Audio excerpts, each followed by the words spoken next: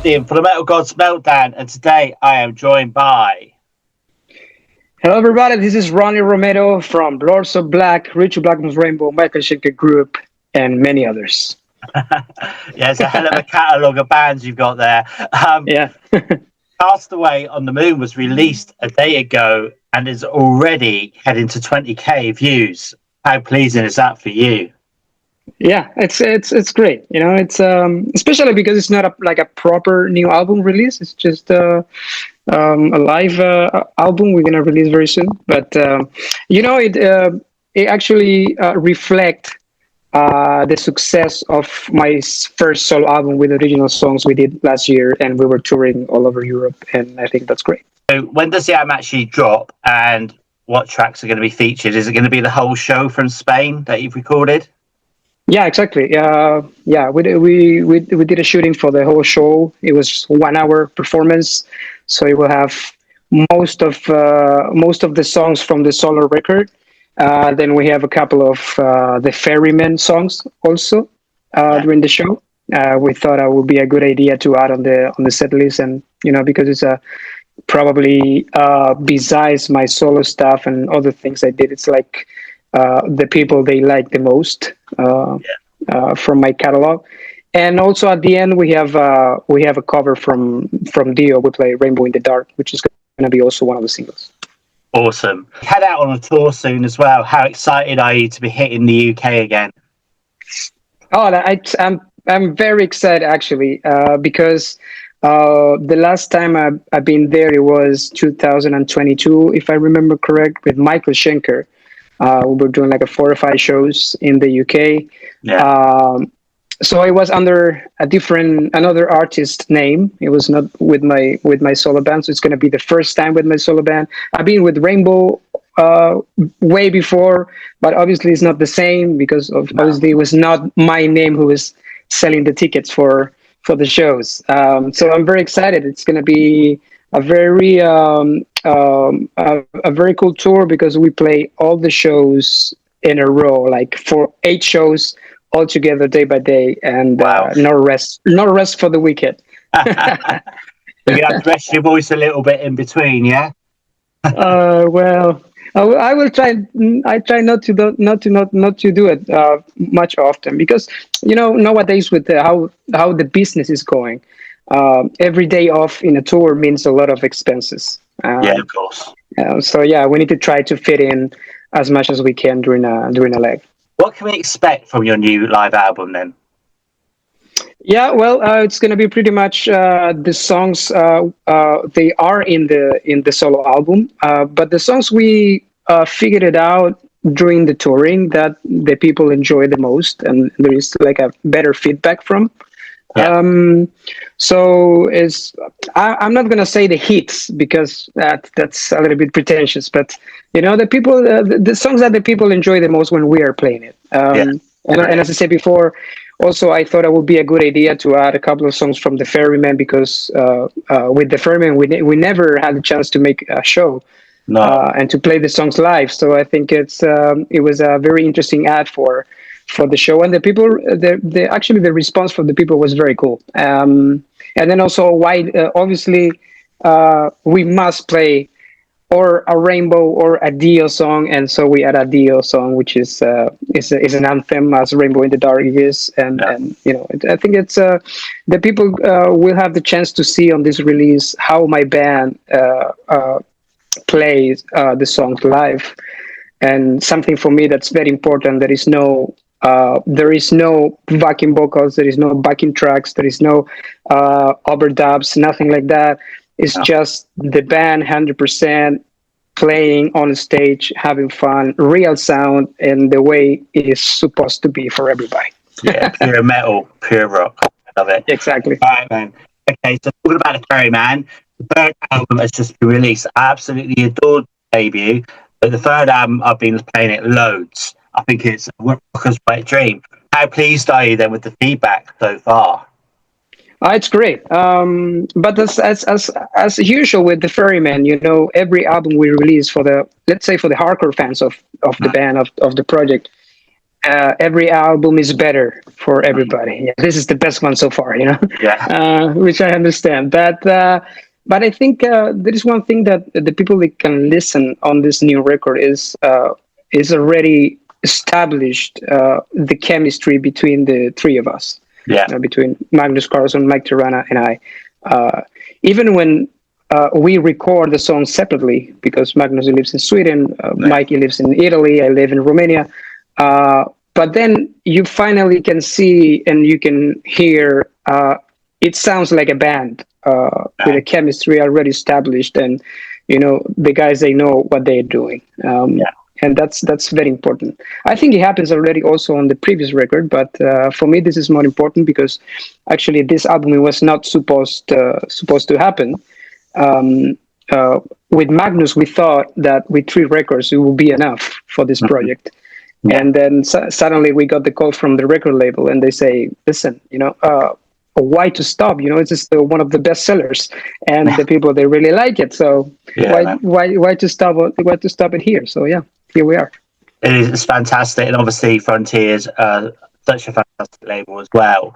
I think personally for me, the album opener, Chokehold, is my favourite track on the album. Which is yours today, and why?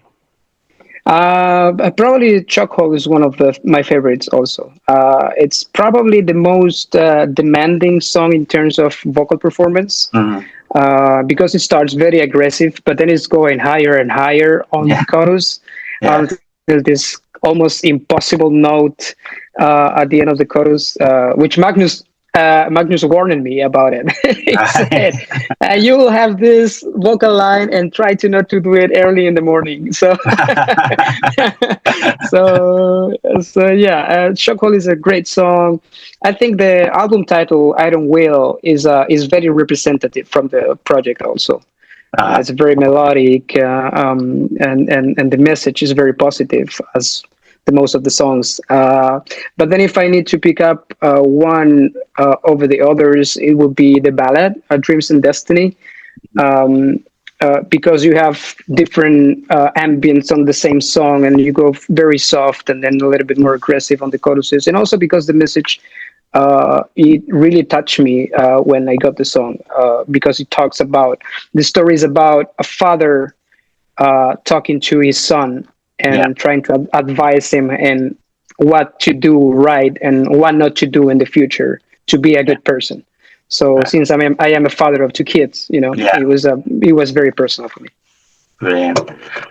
Your vocals are phenomenal. When did you first discover you've got such a talent, and can you remember the first ever performance? Well, actually it was, I remember I was like 7 years old, and I used to go to the church with my family. My family, they're all Protestant, and we were going to the church every Sunday. And I did discover that I can kind of sing properly. It was a very high range at that time, I remember, some very high pitch because I was a kid. So they make me sing every Sunday, and everybody was saying, "Oh, this kid, he can sing." But then it was later on in my teenaging when I was trying to put my first band together with a couple of schoolmates, and I didn't discover too much the rock music at that time. I was listening some American rock bands with my father, rest in peace. He was a huge fan of Foreigner and Boston and Kansas and that kind of stuff. Very melodic. But not aggressive on the vocal wise. It was not aggressive. It was very melodic, and then these 2 guys, the schoolmates, they were trying to learn to play the guitar, and they started to introduce me to all of these guitar heroes, Jimi Hendrix, and then Ritchie Blackmore, Jimmy Page, and all the stuff. And I started to discover Deep Purple mostly. And I remember to listen to Ian Gillan on the Mark II, and I was like, "Oh wow, I really want to be like this guy," So that was it. I mean, you've worked with some of the most fabulous rock and metal idols in the world, such as Michael Schenker and Ritchie Blackmore. Now, back in the past, when I was growing up in the 80s and that, they were known to be difficult to work with. So for you, was it quite daunting when you first met them, where you're like, "Oh my God, how do I cope with this?" Um, Mostly Richie, I think, because as you say, he has this aura of, it's Ritchie Blackmore. Is one of the pillars of the rock music from Yeah, the beginning. One of yeah, the creators of the heavy metal music and all this stuff, yeah, together with Tony Iommi maybe, and just a bunch of guitar players. So um, it is very intimidating at the beginning to meet him and to talk to him. He has this special vibe that you can feel it. Like this is a legendary, and is a genius. yeah, But then in the day by day, for me, it was very useful and very important to understand my position on all of this. mhm, You know, you need to understand that you are just the unknown young guy who is joining the band because Richie wants you to sing the songs. yeah, So you cannot act as a diva or as a rock star, anything like that. You just go there, you do your job, you get paid, everything easy. And I think because of that, we hang out very well, right, and it was very cool to meet him and to talk to him and to share moments and play together. He was a very cool guy with me. But this I mean, I heard a lot of stories. I had a lot of stories from other musicians that played with him before.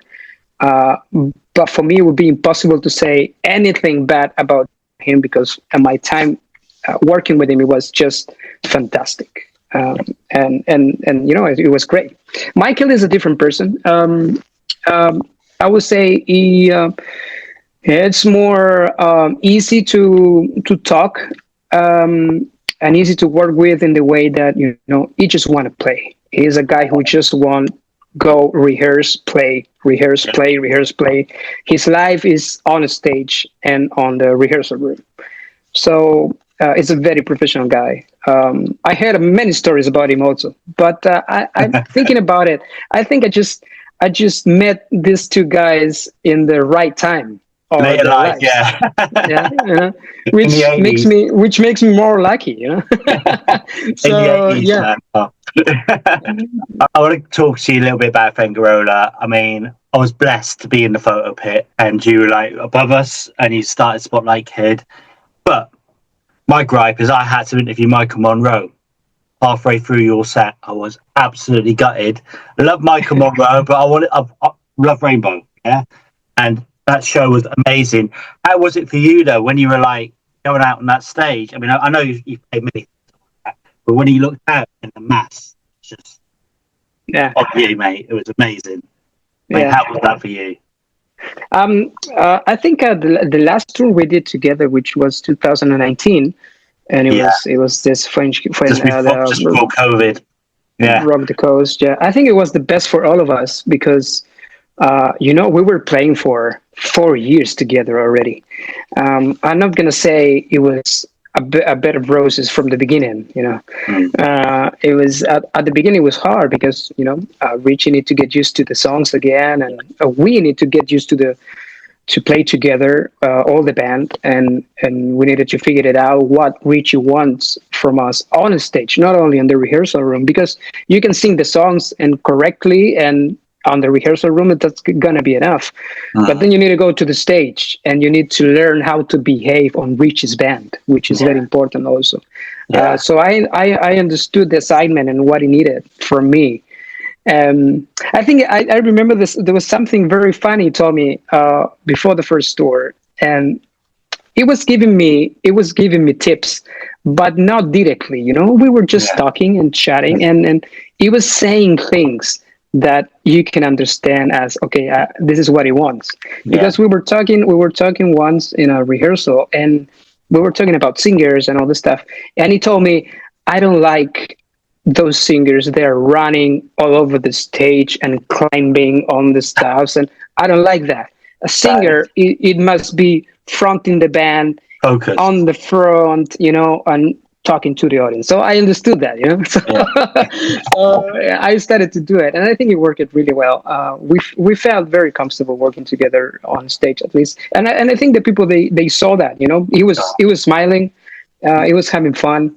Wasn't he? He was smiling. I got a photo of him smiling, and he's looking at me. Yeah. And I was like, wow. He was doing we were doing a lot of jokes out of the microphone, we were just, because he always wanted me to talk in Spanish. He was like, let's go and talk in Spanish to the audience, Yeah. And we were talking about soccer in the middle of the show, he was having a lot of fun. So this last tour in 2019, I think it was finally the moment when we felt as a real band playing the songs and going through the set in a very natural way. It was amazing, man. Honestly, it was a pleasure, honor to be there. Such a hot day as well, but I actually got sunburned. That's the story. But it was fantastic. And I managed to get back. I think you onto Man of Silver Mountain. I caught the last bit of that, but we were listening to it, and I was like, I don't want to be doing this interview with you, Michael. A bit, mate, but I'm going to go back to your live album now. Then, so what format is that going to be released on? Is it going to go out on vinyl, CD? I don't have the exact day, but it's going to be April 2025. Yeah. Okay. And it's going to be also very close to the release for the new album with the original material. First, Rising from Rainbow. That's my favorite record of all the times. That's the album I grew up with since I was a teenager, and that's probably my favorite one. And then a very unusual album from Deep Purple that I think is really underrated, which is The Battle Rages On. It's a fantastic album. I really loved it. That's why I did The Battle Rages On. I did it on my covers album. Yeah, it's probably one of my favorite songs from Deep Purple. It's just, it's same with the Slave and Masters. It's like those albums that if you're a real Deep Purple fan, you can listen and still saying, this is a great album. So I would say that. And the third one, I think I will go. It's very difficult. But I would go because it was an album that I used to listen with my father. It was the live album from Gary Moore called "Still Got the Blues." Music. It is related to memories. Of course, it is.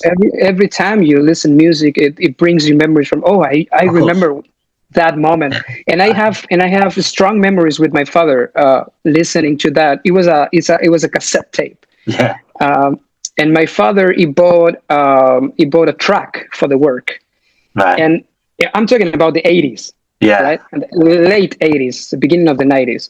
And while all my schoolmates, they were listening to, in the 90s, they were listening to Pearl Jam and Nirvana and Pantera and some others. They were listening to Metallica and all this stuff. Yeah, I was listening. I remember my father, he bought this track, and it comes with a radio cassette. Which it was a kind of a luxury at that time. No many cars they had that. No, they didn't.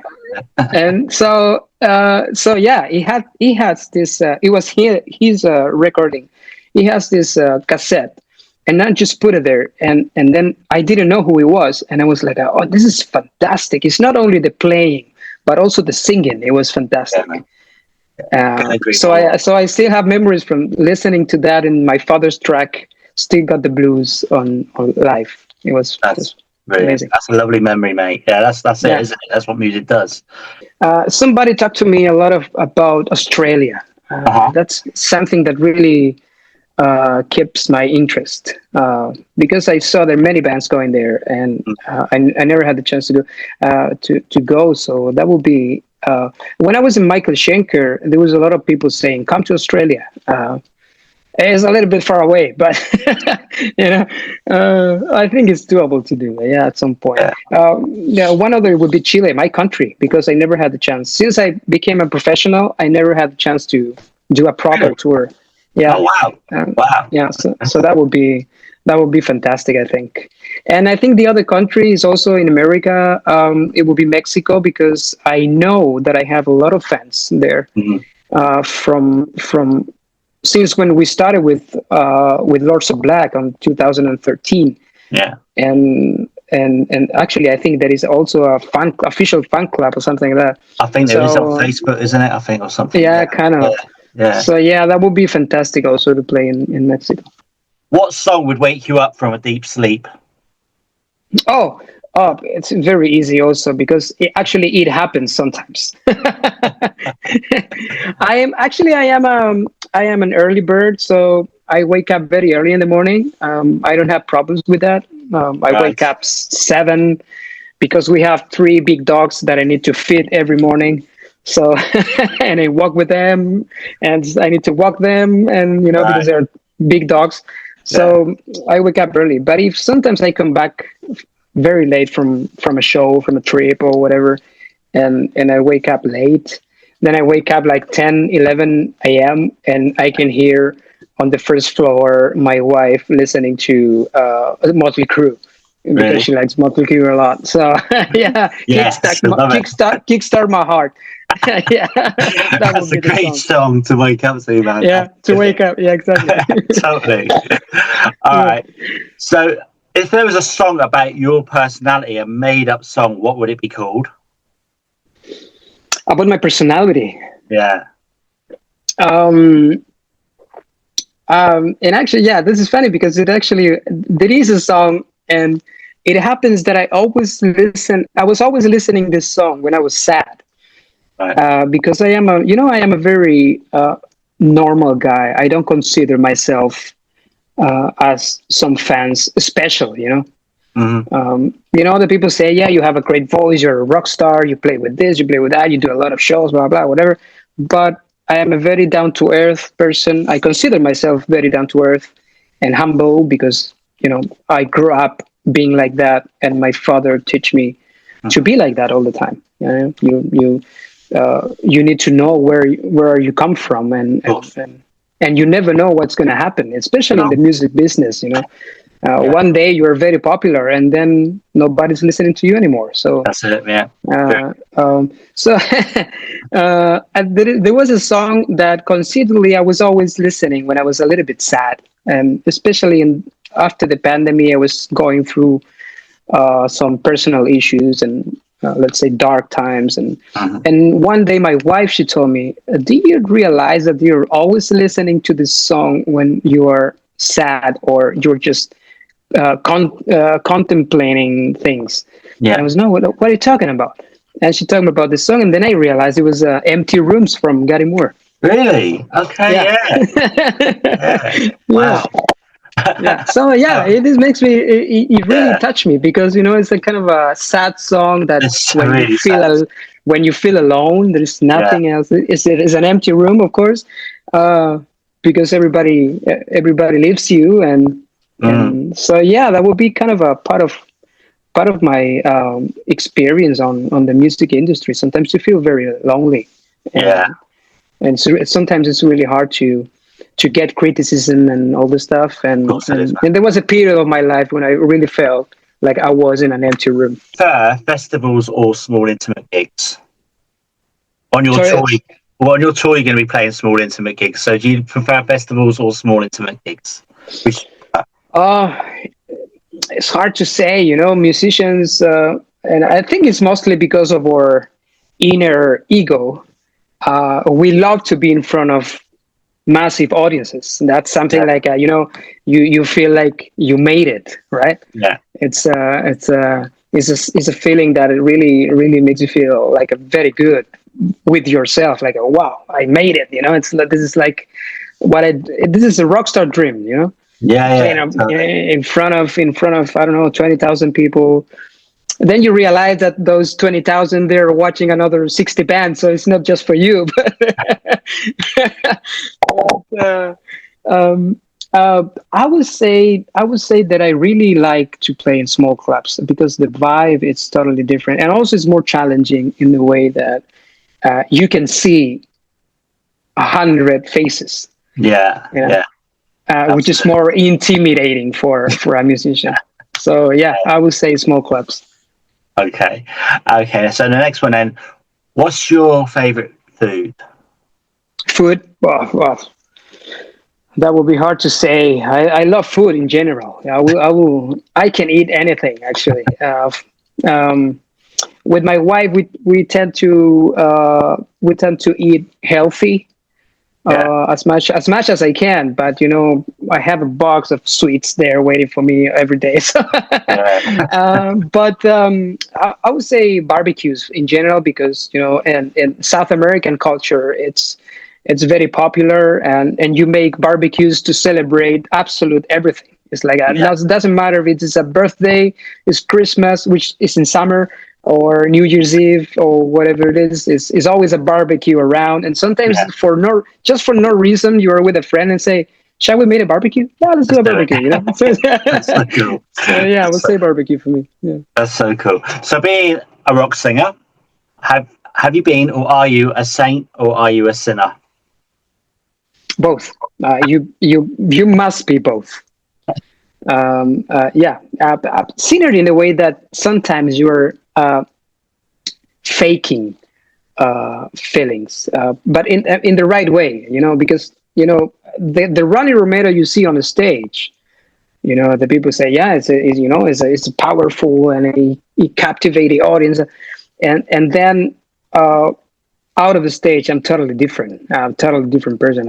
I'm very shy. Right. That's absolutely true. I'm very shy, and it's really hard for me to talk to people. And so, I'm a sinner in the way that you are faking, you're playing a character. But also you must be a saint, because you need to be a musician is a gift, and you must feel grateful about what you're doing. Sometimes I don't understand certain musicians. They need drama to work on music. They fight with the record label, and they fight with this, and they answer to the fans, and they're like, oh, fuck you, and blah blah whatever. Dude, you're doing what you love. You are getting paid for that. Sometimes you get more, sometimes you get less, sometimes you lose money, but at the end you're doing what you love. Absolutely. So you must be grateful with that. Absolutely. And the final one is a difficult question. I'm guessing you're a fan of both. Ronnie James Dio or Ian Gillan? Who do you prefer? Well, the people are going to be surprised, but I would say Ian Gillan. Okay. Yeah, definitely. Because I tell you before at the beginning, that was the first singer that I listened and I wanted to be like him. Yeah. I remember, especially when I was listening to Made in Japan album, which is a live album. Fantastic. 100% his voice and his performance. And I remember coming back from school, running to my room, locking the room, and putting the songs, and then with a stick, pretending that I am Ian Gillan, in front of a mirror. So that's I can see you doing that. Child in Time. Did you do that? Do you think sometime?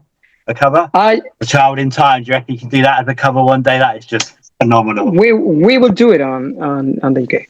Yeah, it will be on the set. Brilliant! That's amazing. All right, thanks.